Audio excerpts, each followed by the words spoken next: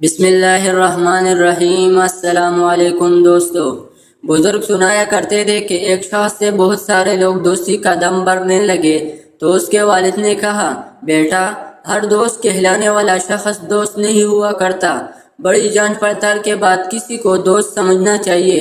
پھر باپ نے ایک دمبا ذبح کر کے بوری میں بند کیا جس سے خون ٹپک رہا تھا، اور بیٹے سے کہا، یہ اپنے دوستوں کے پاس لے جاؤ اور انہیں کہو، مجھ سے قتل ہو گیا ہے، میری مدد کرو۔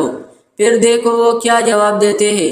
بیٹے نے بوری اٹھائی اور رات کو ایک دوست کا دروازہ جا کھٹکھٹایا۔ دوست نے پوچھا، خیریت ہے؟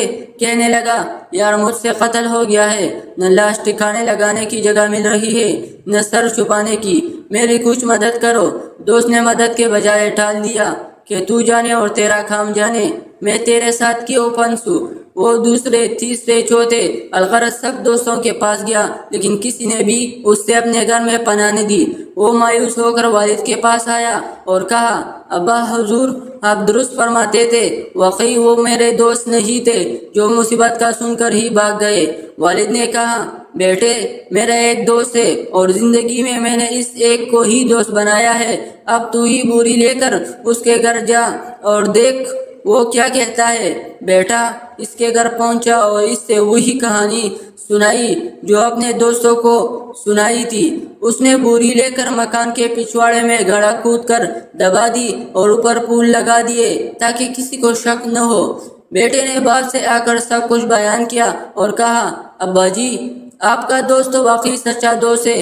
باپ نے کہا، بیٹا ابھی ٹھہرو جاؤ، اتنی جلدی فیصلہ نہ کرو، کل اس کے پاس دوبارہ جانا اور اس سے بدتمیزی کرنا، پھر جو رد عمل ہو وہ آ کر مجھے بتانا۔